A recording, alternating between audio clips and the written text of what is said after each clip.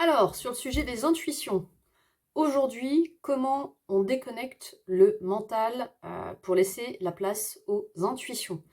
Donc, on l'a vu dans la vidéo précédente, voilà, le mental et l'intuition, c'est pas forcément le même canal de réception. Et quand vous avez vraiment envie d'aller développer les intuitions, ce qui va être intéressant, c'est de lâcher le mental. Ça va permettre vraiment une ouverture et avoir des choses, soit qui sont pas forcément agréables, soit auxquelles vous vous attendez pas du tout, mais qui peuvent arriver d'un point de vue intuitif. Et donc, pour couper le mental, donc là, il y a vraiment quelque chose qui va être très personnel. C'est comment vous... Est-ce que vous savez les moments où vous coupez le mental déjà dans votre quotidien? Est-ce que vous avez conscience des moments où vous avez des intuitions qui arrivent? Donc je vous disais, j'ai une copine, moi, qui m'expliquait que c'était pendant qu'elle repassait. En fait, elle était vraiment sur ce côté, je repasse, je suis concentrée sur ce que je repasse.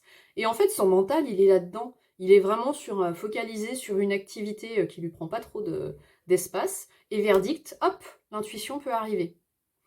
Ça peut arriver, par exemple, quand vous êtes sous votre douche. Vous êtes vraiment concentré sur l'eau qui vous tombe dessus. Et hop, l'intuition arrive. Ça peut arriver quand vous vous baladez dans la nature, où vous êtes, généralement, ça nous permet de bien lâcher le mental et d'être plus dans la respiration, et donc les intuitions peuvent arriver. Donc là, ce qui va être intéressant pour vous, c'est vraiment d'aller chercher quels sont les moments où vous déconnectez le mental. Pour moi, des fois, c'est quand je cuisine. Si je suis pas en train d'écouter ou regarder un truc en même temps, mais quand je cuisine, des fois vraiment concentrée sur ok, les légumes, le machin, le truc, et ben là, l'intuition, elle peut venir. Euh, et j'ai une info, hein, quand vous regardez Netflix, les intuitions, elles viendront pas parce qu'en fait, votre cerveau, il est pleinement dans ce que vous êtes en train de regarder. Donc, trouvez autre chose. Voilà, et j'avais envie de vous partager un moyen qui, pour moi, a été extraordinaire pour lâcher le mental. Et pour le coup, pouvoir avoir plus d'intuition. Euh, je vais rendre à César ce qui est à César. J'ai appris cette technique-là avec Laurent Marchand. Je vous laisse découvrir si vous ne connaissez pas. Lors d'une formation que j'ai faite avec lui. Et cette technique, c'est la respiration dans le bassin. Donc il y a beaucoup de choses autour de la respiration, de la méditation pour lâcher le mental. Mais alors là, c'est une technique. Et puis alors, tous les clients à qui je la partage, ça fonctionne super bien. Franchement, allez-y, faites-le. Vous allez voir, ça va être vraiment hyper puissant. Donc je vous explique, la respiration dans le bassin.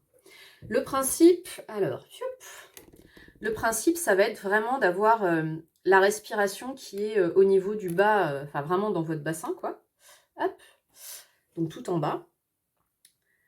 Et vous pouvez déjà sentir, en fait, que des fois, juste en mettant la respiration là en bas, vous avez une boule, en fait, dans le bas du ventre qui peut gonfler, dégonfler. Et ça, on va essayer d'aller le provoquer. Parce que l'idée, en fait, c'est vraiment de descendre dans un endroit qui va vous connecter à une paix intérieure. En fait, on peut partir du principe que si votre énergie, elle est dans votre tête, c'est que vous êtes en train de mouliner, donc c'est votre mental qui s'active. Si votre énergie, elle est plutôt là, c'est plutôt que vous êtes sous le coup de l'émotion, et donc c'est les émotions qui s'activent, et pareil, vous n'êtes pas forcément dans le côté intuitif. Et là, l'idée, ça va vraiment être dans cette partie-là, cette partie en bas, hop, pour aller vraiment dans quelque chose de beaucoup plus apaisé et que le mental puisse lâcher. Donc, comment on fait maintenant, concrètement parlant? Eh bien, je vais vous inviter à pratiquer avec moi. Ça va prendre 5 minutes, chrono en main. Alors, l'idée pour aller vraiment mettre son énergie dans son bassin, c'est d'aller essayer de le provoquer un peu. Et pour ça, vous voyez quand vous rentrez d'une grosse journée de travail, que vous vous asseyez sur votre canapé et que vous arrivez et que vous faites voilà, ça c'est la respiration du soulagement. Cette respiration du soulagement, elle permet de faire descendre l'énergie dans le bassin. Donc je vais vous inviter à la faire avec moi. Donc vous vous installez confortablement, vous fermez vos yeux, et puis vous allez le faire en faisant le bruit. Alors oui, je sais, c'est pas du tout sexy, mais c'est pas grave. Ça marche super bien avec le bruit. Faites le bruit avec. Et donc vous vous imaginez là que vous allez essayer de tout lâcher, et donc votre énergie, elle va aller se mettre dans votre bassin.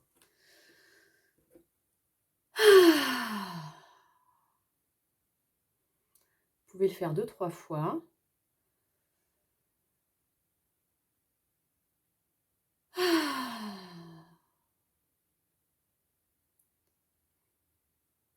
Et une troisième fois.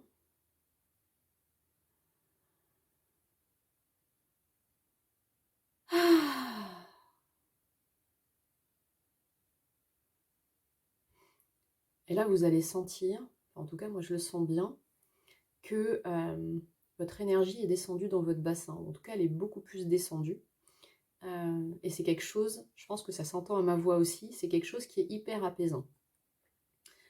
Alors, si vous sentez que ça coince, parce que les premières fois, ça peut coincer, ça peut rester coincé au niveau du nombril, ça a du mal à descendre, ce que je vais vous inviter à faire, c'est, vous pouvez prendre un de vos doigts, le mettre en bas de votre braguette, donc le mettre vraiment sur le périnée.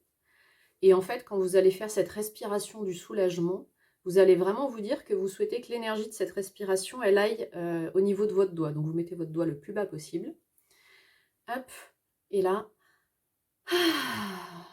et vous vous imaginez que toute l'énergie là qui part avec cette respiration, elle va jusqu'à ce doigt et elle descend. Et vous pouvez répéter ça encore 2 ou 3 fois. Alors, je vous conseille de ne pas trop faire ces respirations trop, ne le faites pas 10-15 fois, parce qu'en fait, comme c'est une respiration qu'on force, au bout d'un moment, on a la tête qui peut tourner. Mais voilà.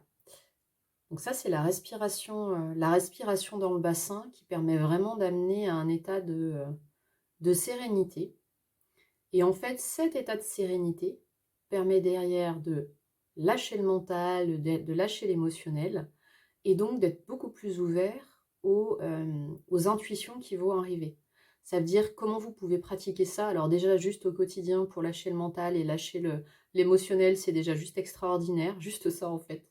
Mais sinon, si vous voulez vraiment que ce soit dans le travail de développer vos intuitions, vous pouvez, vous êtes sur une question, une situation ou un sujet sur lequel vous vous questionnez, peu importe. Et en fait, vous vous posez la question à haute voix, par exemple, ok, dans cette situation, j'ai 2 options qui s'offrent à moi, laquelle pourrait être la bonne pour moi? Et donc là, votre gentil mental, vous lui dites d'attendre avant de se mettre en route, ce sera après. Et donc là, vous faites la respiration dans le bassin pendant 5 minutes. Donc vous descendez, voilà, et ensuite vous continuez à respirer pendant quelques minutes dans le bassin, et vous laissez venir. S'il y a quelque chose qui doit venir, ça viendra. Si c'est pas le moment, bah ça viendra pas, mais au moins vous aurez 5 minutes de pause, et ça pourra venir plus tard. Mais voilà, ça peut être un moyen de pratiquer voilà, comment lâcher le mental et comment derrière être connecté à une intuition sur un sujet en particulier. Donc voilà pour aujourd'hui, lâcher le mental pour s'ouvrir plus aux intuitions. Et la prochaine fois, on va voir comment vous pouvez poser des questions de manière chirurgicale, j'ai envie de dire, de manière hyper précise, et pour avoir les réponses que vous souhaitez. À la prochaine!